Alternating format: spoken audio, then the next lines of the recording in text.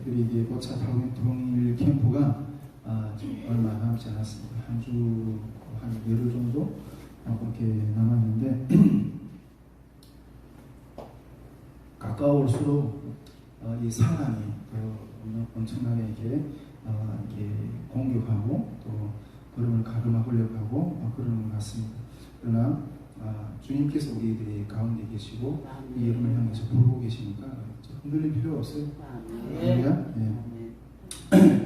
믿음으로 우리가 같이 승리하여서 주님이 역사를 함께 경험하고 목도하는 저와 여러분 될 수 있기를 주님으로 축복드립니다. 예, 오늘은 이 본문 말씀을 가지고 통일 선교에 필요한 메시지가 무엇일까 그런 주제를 여러분들하고 같이 좀 나눠보고 싶습니다. 오래전부터 많이 고민을 해왔던 부분이긴 한데요.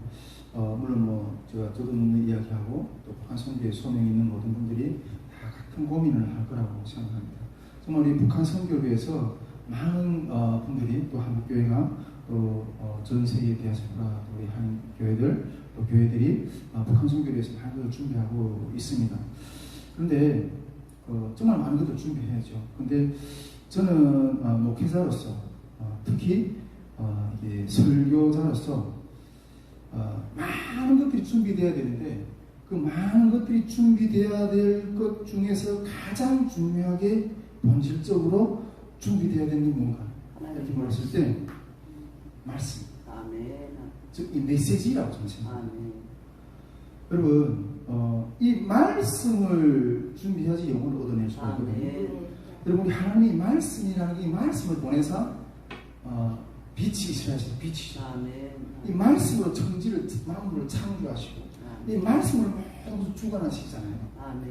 이게 하나님의 본질이거든요. 그렇다면 뭐가 준비돼요? 목회자들 가운데도 이 말씀이 준비되어야 된다는 거죠. 할렐루야. 예, 얼마나 그 믿음으로 하나님이 말씀하시자 이게 빛이 있었던 것처럼 말씀하시니까 빛도 생기고 어둠도 지으시고 모든 우주 만물을 창조하셨던 것처럼 그 말씀의 은혜가 준비되어야지 우리 입에서 선포되는 그 말씀을 통해서 북한에서 죽어가는 우리 탈북민, 우리 북한 성도들이, 북한 우리 주민들이 살아나는 역사가 일어날 겁니다. 그 말씀의 이미지를 덧입은 우리 사역자들이 그 선포하는 말씀, 이 말씀이 능력이 있어야 됩니다. 할렐루야. 그래서 그러나 이러한 살리는 말씀이 준비되기까지에는 그 살리는 말씀을 선포하는 자, 할렐루야. 그 살리는 말씀을 선포하는 자를 하나님 얼마나 갈고 닦고 준비시켜야 되겠어요. 할렐루야. 근데 그런 갈고 닦고 이렇게 준비된 그 사역자의 입에서 나오는 대언의 영들이 선포되었을 때, 그 마른 뼈다귀 같은 그 에스겔 골짜기 그 마른 뼈다귀 같은 그 영혼들, 뼈다귀들이 살아나는 그런 역사가 일어나는 가장 중요한 것 중에서 한 가지가 이 말씀이다. 전에도 얘기했지만 제가 북한에 있을 때 김일성의 교실을 들으면서 맨날 우리 북에서 오신 분들도 여기 안 계시지만은 그 맨날 그 김일성 교실 외워야 되잖아요. 교실 외우면서 한쪽으로 어떤 생각했는가 하면 김일성이도 사람이고 나도 사람인데 왜 저 사람의 말은 교시가 되고 내 말은 아무 맥이 없을까? 내 말은 저 사람의 말처럼 좀 이렇게 한 번 말하면 이게 막 온 국민이 막 이렇게 막 머리 숙이고 이런 말이 될 수 없을까? 하여튼 그런 생각을 했거든요.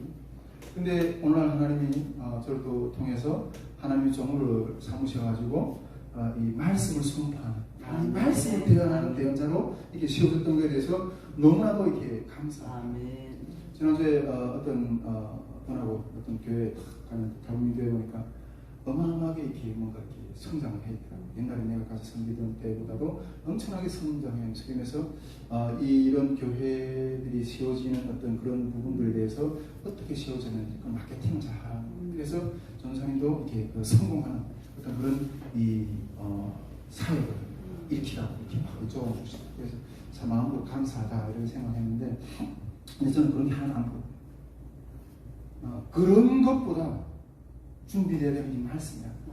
사람을 교회라는 게 뭐예요? 결국 그 교회에서 나오는 선포되는 말씀을 통해서 영혼들을 건져내고 살리는 어떤 그런 것들인데, 그 말씀을 살려내는 그 말씀의 본질, 그 능력이 빠진 교회는 정말 이렇게 아무것도 아닌 그런 어떤 연약한 어떤 모습으로 비춰줄 수밖에 없다는 거죠.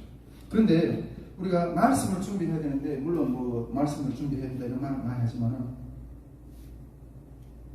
우리가 청중들을 살피면서 그 청중들이 우리가 그 신대원에 가게 되면 이렇게 신학교 가게 되면 이렇게 설교학도 배우고 이렇게 하는 가운데 말씀 가운데서 먼저 이 청중들이 이해를 먼저 해야 된다.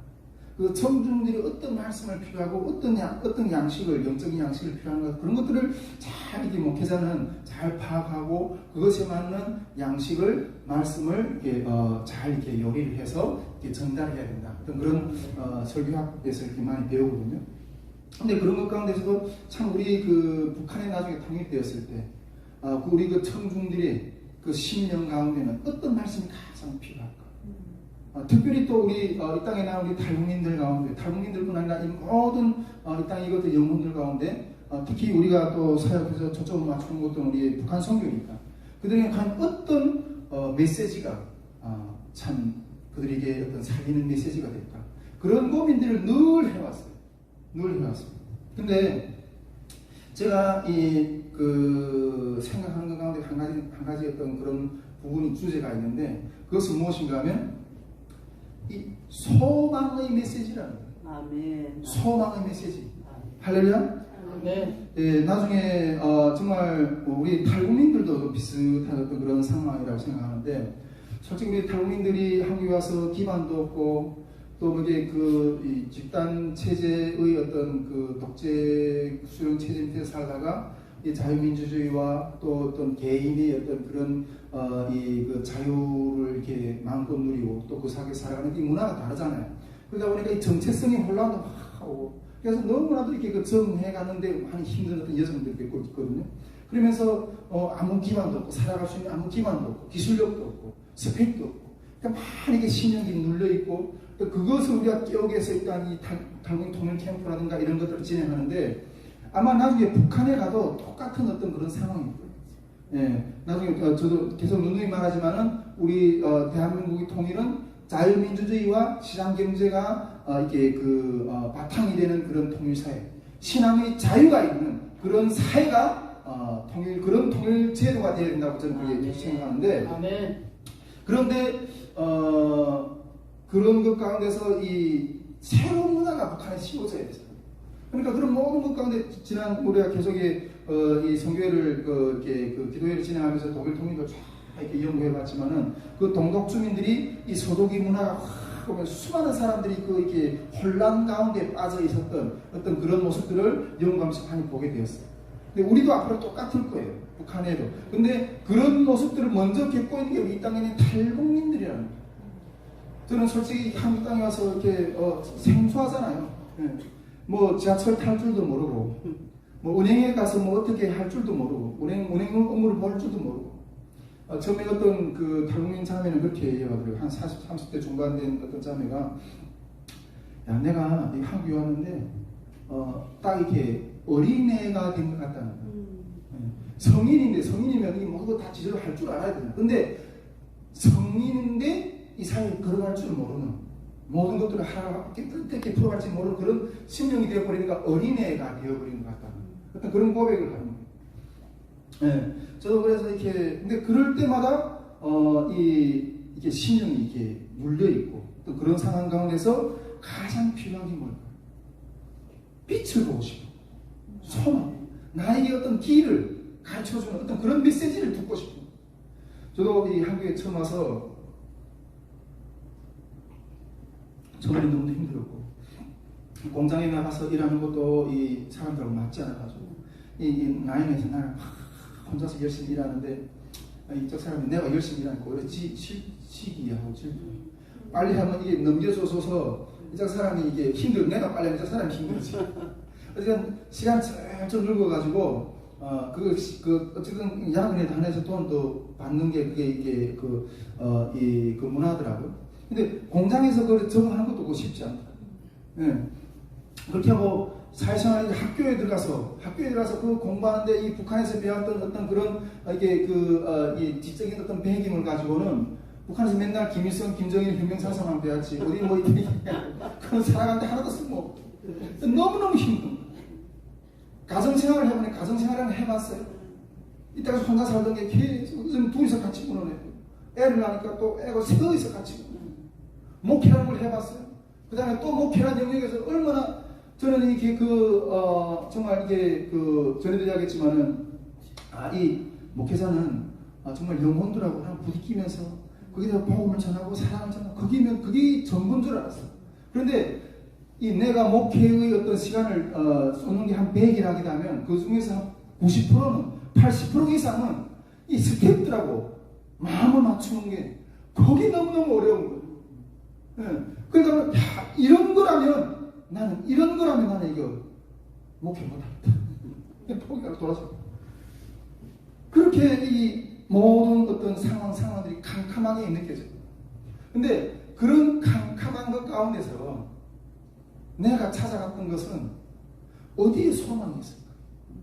어디에 내 눌려있는 심령을 일으켜줄 수 있는 그런 빛의 소리가 있을까?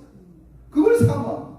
그래서 그런 어두움의 가운데 있을 때 내가 찾아다녔던 것은 이 영적인 멘토. 그리고 정말 그 말씀의 은혜가 있는 그런 교회들이었어요. 솔직히 나는 이 자리에서 그냥 무너질 것 같아요.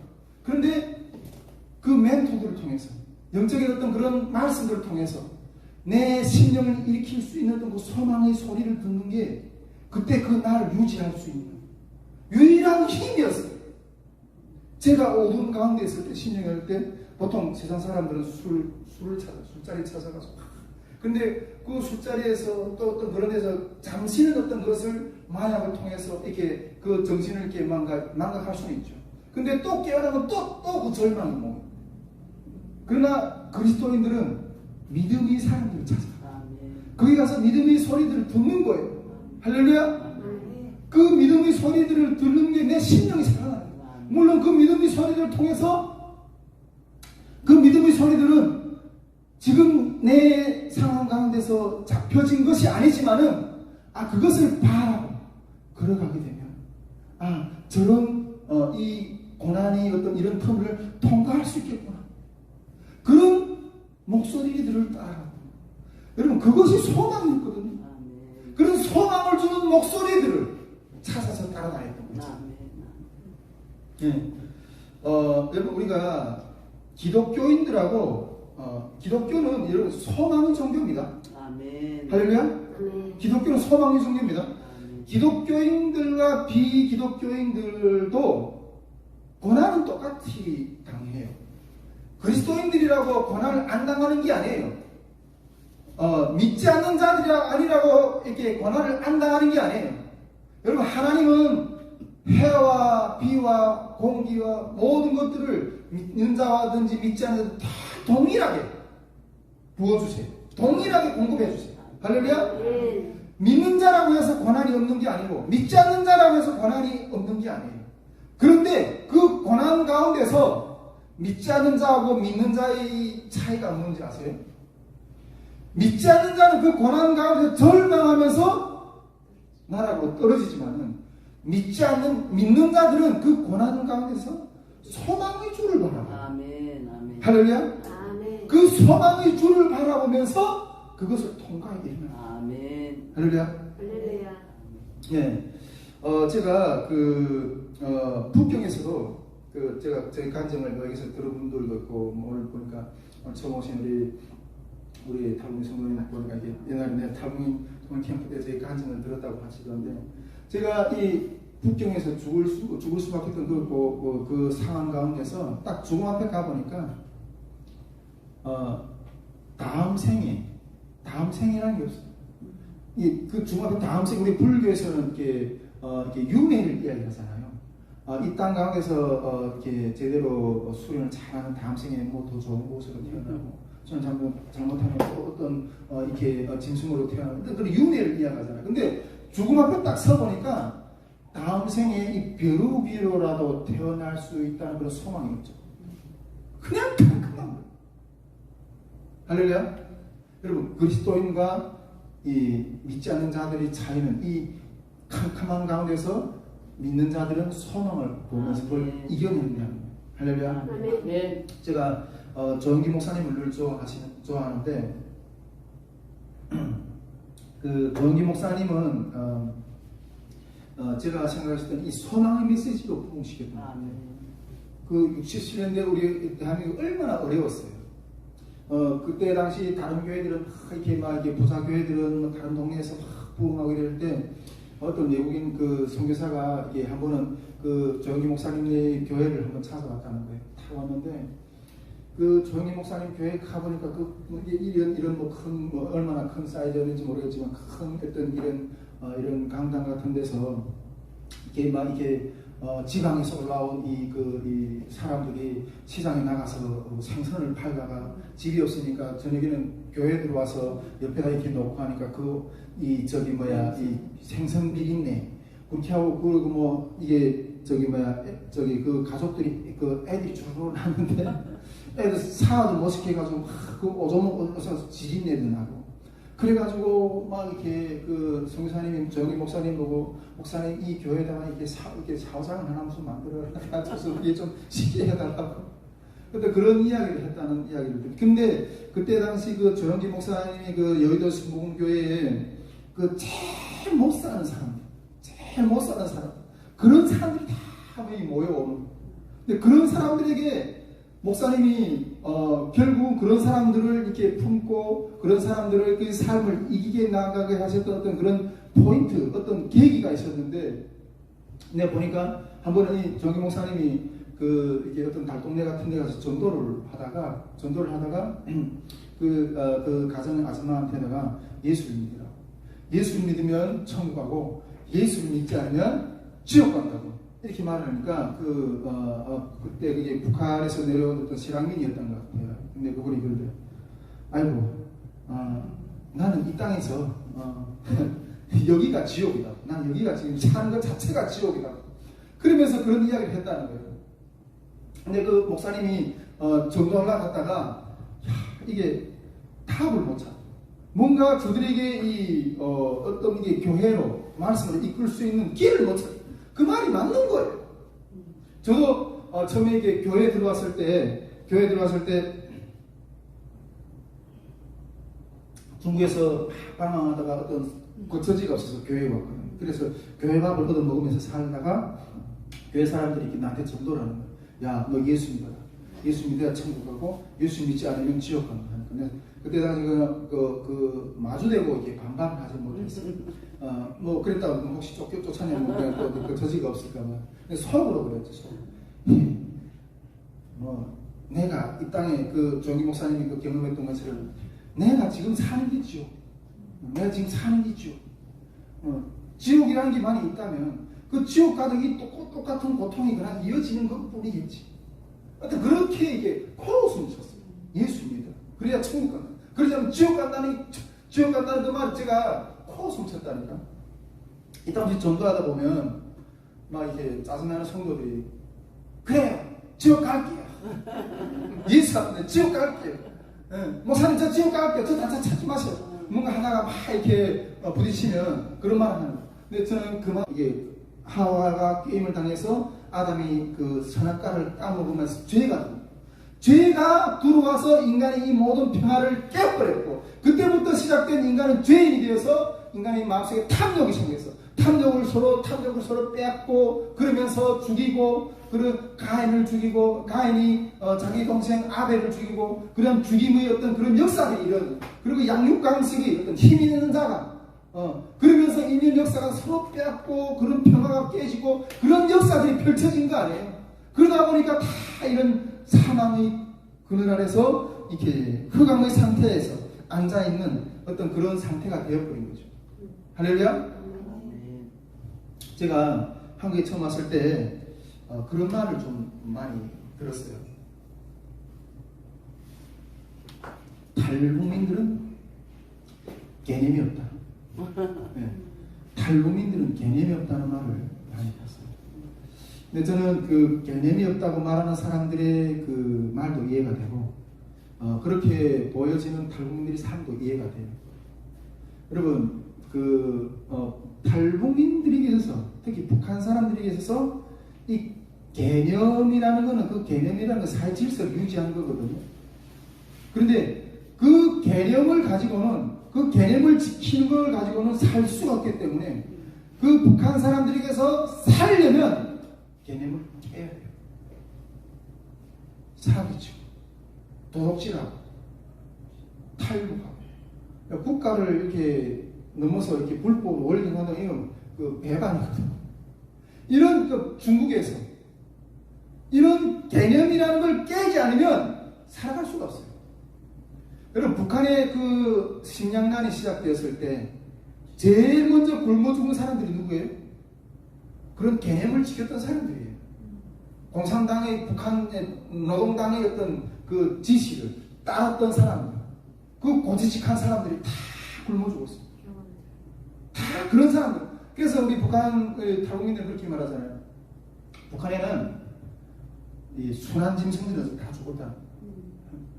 뭐 이렇게 토끼나 뭐 사슴이나 노루나 이런 이렇게 순한 짐승들은 다 굶어 죽었다. 그리고 악한 짐승들, 승냥이나 쪽제비나 호랑이, 이렇게 힘 있는 자들만 살아남았다. 그런데 그런 깨어진 사람들이 다시 이 한국 땅에 들어와서 이제는 개념이 잡혀 있는 이상 다시 그 개념을 회복하려니까 얼마나 힘들겠어요. 근데 그런 사람들 보면서 이렇게 정죄하고, 오히려 그런 분들에게 그 부분은 정말 살기 위해서 어쩔 수 없이 그렇게 개념을 넘어서야 되는 어떤 그런 삶의 눈이 보이지 않는다. 그냥 정죄의 눈밖에 안 돼요. 할렐루야? 예. 여러분, 우리가 그 원래는 하나님이 그 에덴 동산에서 그 평화로운 그런 어떤 상태를 죄가 들어오면서 그 상태가 깨졌기 때문에 그 흑암에 앉아있는 그런 상태가 되어버렸다는 거죠. 이런 흑암에 앉아있는 자들에게 이제 소망의 내용이 하나 세워졌어요. 할렐루야?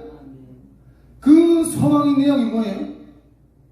그 소망의 내용이 세 가지로 우리가 크게 나눠볼 수 있는, 첫째는 그 흑암에 앉아있는 자들에게 소망의 내용이 세워졌는데, 그 소망의 내용이 첫째는 나를 죽기까지 사랑하시는 분이 있다는 거예요. 아멘, 아멘. 할렐루야? 아멘. 네. 제가 많은 사람들을 이렇게 같이 그냥 이렇게 목회하면서 이렇게 만나보고 이래도 결국은 그 깊은 심령의 내면에, 그것이 여성이든 남성이든 아이든 나를 사랑해 줄 수 있는 진정한 그 사람을 찾기 위해서 헤매는. 할렐루야. 그 사람을 찾기 위해서. 그런 사람들을 찾지 못해가지고 그렇게 막 헤매는 거예요. 제가 제 간증에서도 이야기했지만은 The Passion of Christ, 예수님이 그 십자가에 못 박혀 죽으시는 그 영화 있잖아요. 그 영화를 한국에 처음 왔을 때 그 시청회관에 탁 들어가 봤는데, 그 영화관에 그 영화가 제일 처음 개봉됐을 때 그 영화관에 사람들이 꽉 차 있어요. 그런데 그 영화관에서 그 영화가 탁 시작되면서 그 예수님이 그 십자가에서 이렇게 못 박혀 찍기 전에 그 채찍질 당하시잖아요. 채찍질 당하면서 이렇게 팍 살이 팍 뜯어져 나가고 그런 모습을 봤을 때 그냥 웅웅 울었어요. 여러분, 이 영화관이라면 이게 좀 이렇게 사람이 이렇게 좀 예의를 지켜야 되잖아요. 핸드폰 소리가 나면 좀 이렇게 무음으로 좀 놓고, 옆에 사람들이 영화를 보는 것에 이게 이 방해가 안 되더라고요. 좀 정해야 되잖아요. 그런데 이 속에서 북받쳐 나오는 이 울음을 그칠 수가 없는 거예요.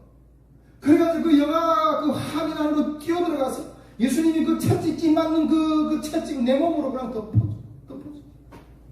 싶었어요. 그러면 주님, 내가 잘못했다. 내 죄 때문에 이렇게 매 맞고 죽으시는 거. 그러면서 막 울면서 내가 잘못했다. 예수님을 만난 거죠.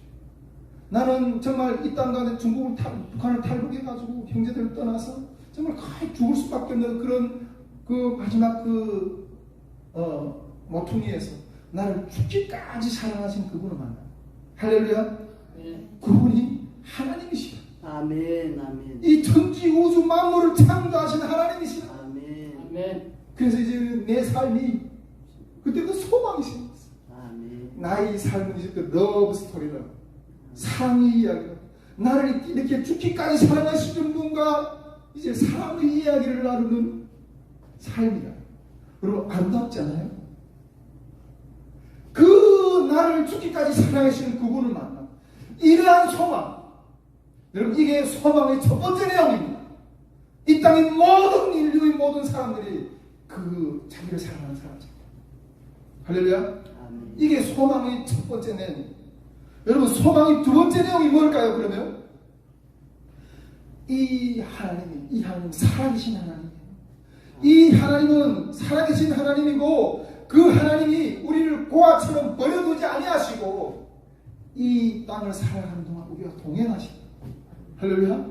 우리가 사망의 음침한 골짜기에 주저앉아 있을 때도 우리를 버려두지 않으시고 우리를 일으키시고, 내가 질병 가운데서 고통당할 때 우리 질병을 치료하시고, 나의 자녀의 문제로 인해서 고통당할 때 우리 자녀의 문제를 해결해 주시고, 내 진로의 문제에 대해서 고통당할 때 그 진로의 문제를 열어주시는 내 삶의 집을 회복시켜 주십니다. 아멘. 들어주시는 그러한 분이라는 거예요. 할렐루야. 아멘. 실제로 우리 삶 안에서 역사하시고, 그래서 우리 예수님 말씀하시죠. 수고하고 무거운 짐진 자들 다 내게로 오라. 내가 너희를 쉬게 하리라. 이렇게 말씀하고 계시죠. 할렐루야. 네. 예. 그리고 제가 우리 여기 사무로 계시지만 제가 이 장애를 입었잖아요. 장애를 입었을 때 제일 여러 번 이야기하지만은 제일 이렇게 그 절망스러웠던 그 질문이 내 마음에 한 가지가 있어요. 아, 이제 어떤 여자가 나한테 시집올까? 어떤 여자가 나한테 시집올까? 여러분, 저는 태어나서 우리 북한에서 이렇게 다 이게 어릴 때 이런 그 노래를 부르잖아요. 나는 될 테이다, 비행사가 될 테이다, 나는 될 테이다, 땅크병이 될 테이다. 그 유치원 때 그런 이야기, 그런 노래를 배우잖아요, 북한에서. 근데 별로 그 어린 심령에도 그런 것들이 부럽지 않더라고요. 이 땅크병이 되는 것도 부럽지 않고, 의사가 되는 것도 부럽지 않고, 비행사가 되는 것도 부럽지 않고. 근데 딱 한 가지 부러운 게 있어요. 그것이 뭔가면 정말 착한 여자를 만나서 검은 머리 파뿌리 되고 같이 늙어가면서 자녀를 낳으면서 서로 위로해주고 서로 아껴주고, 그거 하나는 진짜 아름다워 보이더라고요. 그래서 나는 요거 하나만은 잘해보고 죽어야지. 그것이 내가 그때 당시 어린 신령의 최고의 인생관이었고 행복감이었어요. 그런 것들을 바라보면서 성장해갖고 커왔어요. 그런데 장애를 겪어버렸어요. 이런 장애를 입은 사람에게 이제 어떤 여자가 올까? 이게 오니까 내 인생의 모든 소망이 그냥 무너진 거예요. 할렐루야. 그런데 예수를 믿고 나니까 이제 어떤 여자가 나한테 시집올까? 동일한 질문인데 소망이 달라요. 할렐루야. 이제 주님이 어떤 여자를 나에게 주실까? 내가 많이 이러지 않았더라면, 내가 이 장애를 입지 않았더라면 내가 하나님을 찾지 않았을 건데, 나에게 하나님이 매질을 쳐서 하나님이 이제 만나게 하십니다. 나에게 이 장애를 입을 목적은, 내가 이 고난을 당한 목적은 하나님을 만나기 위한 어떤 과정이었던 거예요. 이제 하나님을 만났어요. 이제 어떤 복이 나한테 이루어질까? 오히려 장애는 똑같은 장애지만은 그 바라보는 소망이 달랐어요. 할렐루야. 네. 여러분, 우리가 소망이라는, 우리를 사랑하시는 그 하나님이라는 어떤 주님이라는 어떤 그런 유일한 사랑을 만나는 그 부분도 있지만, 그 하나님이 우리를 그 음침한 삶의 그 묶임 가운데서 풀어주시는 소망을 주시는 하나님이라는 거예요. 할렐루야. 자, 그리고 마지막 소망이 어떤 소망이죠? 그 소망의 내용의 마지막, 이제 그 주님의 나라에 들어가서 영원히 사는 거예요. 할렐루야! 이제 주님이 그 나라에 들어가서 영원히 눈물이 없고 슬픔이 없는 그 나라에 주님과 함께 영원히 즐거운, 여러분, 이것이 그리스도인들의 소망입니다. 아멘. 할렐루야! 히브리서 11장 말씀을 보세요. 수많은 선정들이 나그네처럼 이 땅에 살았지만은 이 땅에 있는 도성보다 더 나은 영원한 도성을 향해서 이 땅의 그 고난을, 죽임을 당하면서, 목배임을 당하면서, 살해 가죽을 벗김을 당하면서, 화형을 당하면서 다 견디면서 그 영원한 도성을 향해서, 영원한 도성에 가서 영원히 살 그 소망을 바라보면서 그 고난들을 견뎠다는 거예요. 할렐루야! 제가 나중에 제가 사는 제 삶에 있는 모든 것들을 쏟아붓고 이렇게 하는 이유 중에 한 가지가 저는 그렇습니다. 여러분도 동일할 거라고 생각합니다. 여러분도 동일할 거라고 생각하는데 저는 이 땅에 사는 동안 딱 한마디를 준비하려고 살고 있습니다. 할렐루야! 그래서 이제 나중에 주님 앞에 섰을 때, 주하나 너는 뭐라고 하느냐? 내가 너에게 준 그 모든 삶의 시간 동안, 그 모든 어떤 그런 환경들 가운데서 너는 뭐라다가 내 앞에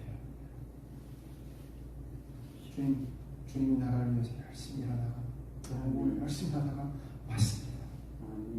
그 말 한마디를 준비하고 있어요. 하나님 나에게 허락하신 시간이 얼마 될지는 모르겠지만 그 시간 동안 이렇게 살아가고 준비하고 있다는 거죠. 여러분, 우리 삶의 초점은 이 부분이어야 됩니다. 아멘. 할렐루야! 그 영원한 나라에 들어가서 떳떳하게 살 수 있는 삶을 이 땅 가운데서 준비하는 삶을 살아가야 된다는 거죠. 할렐루야! 아멘. 예. 여러분, 이것이 우리가 바라는 소망의 내용들입니다. 할렐루야! 자, 그러면 이 소망을 어떻게 소망의 삶을 살아갈 수 있을까? 그런 것들을 방법론들에 대해서 이게 한번 좀 더 나누고 싶은데요. 소망하면서 사는 법. 여러분, 소망하면서 사는 법을 그러면 우리가 과연 어떻게 살 수 있는가 하는 거죠. 제가 봤을 때는 이 소망을 해보면서 그 소망한 것들을 얻어본 사람 있잖아요. 할렐루야? 모두 오늘 이렇게 졸리시나 보죠. 눈을 번쩍 뜨고, 여러분, 사탄, 원수, 마귀가 우리를 지금 호시탄탄 놀이로 이렇게 하고 있어요. 정신이 바짝 차리고 우리가 예배를 드려야 돼요. 이 소망을 해보면서 소망을 이뤄본 사람 있잖아요. 그 이뤄본 사람만이 소망을 전하면서 살 수 있어요. 우리가 나중에 통일돼서 북한에 들어갔을 때 소망의 메시지를 전해야 된다, 이렇게 말해야 된다. 그러면 그런 소망의 메시지를 어떻게 전할 건가?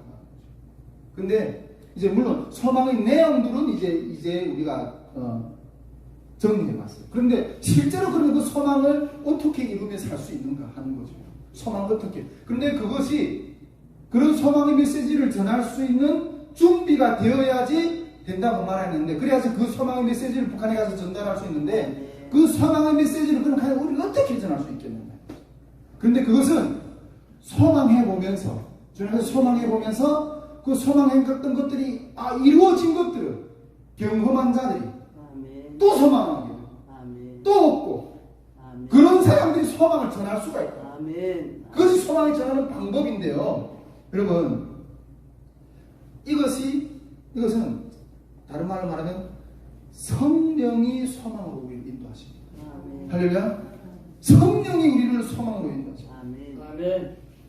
저는 오래전부터 한 가지 이렇게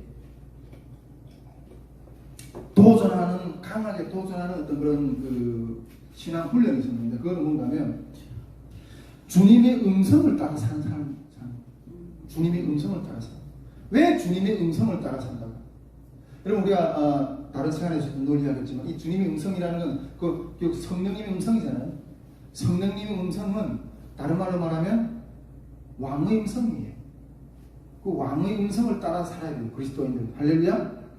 근데 그런 개념은 있었지만 실제로 그렇게 살아본 것이 이렇게 경험은 없었던 거예요. 근데 옛날에는 다 내 경험, 내 생각, 내 방법대로 다 해봤어요. 그런데 안 되는 거예요. 안 되는 거예요. 하도 안 되니까 그럼 한번 성령님의 음성을 따라서 한번 살아보자. 그렇게 결단했어요. 그래서 제가 이제 신대원을 졸업하는 어떤 그 시점에서부터 그런 결단했거든요. 그런데 여러분, 성령님의 음성을 따라 산다고 했을 때 엄청나게 어떤 그런 그 요단강을 건너야 되는 것 같은 죽음의 강을 통과해야 될 것 같은 어떤 그런 큰 고통이 있다 말이에요. 하나님 음성이 우리에게 들리잖아요. 하나님의 음성이 우리에게 들리는데 음성을 따라서 이게 탁 살아보려면 이것을 순종을 해봐야 되잖아요. 근데 이걸 믿어볼까? 이 음성에 순종해볼까? 아니면 불순종할까? 이런 것들을 하루에 12번 머리 굴리며 생각해요. 왜냐하면 이 음성이라는 것은 눈에 보이는 게 아니거든요. 아직 잡혀진 게 아니거든요.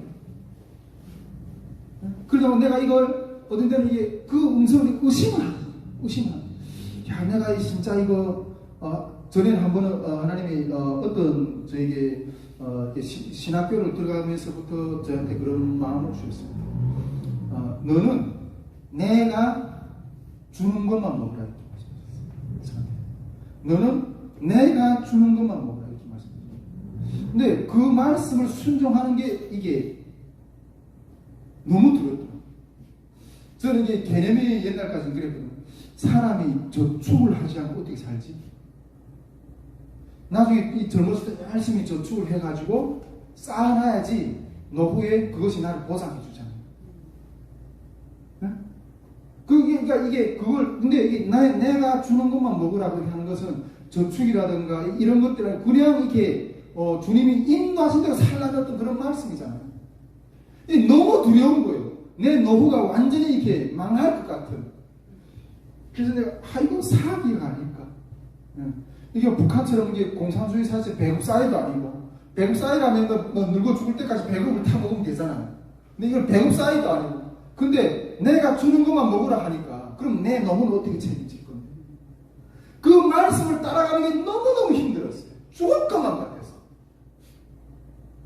지금은 내가 지난 시간에 얘기했지만 하나님이 이제는 광야에서 만나를 먹이던 어떤 하루하루의 어떤 만나의 양식을 먹던 식량에서 이제는 가나안 땅에 들어가서 그 소출, 그 땅의 소출을 먹는 어떤 그런 삶의 단계로 우리를 저희 삶을 지금 인도하셨다고 생각하는데 그때 당시에는 그 말씀이 너무너무 두려웠어요.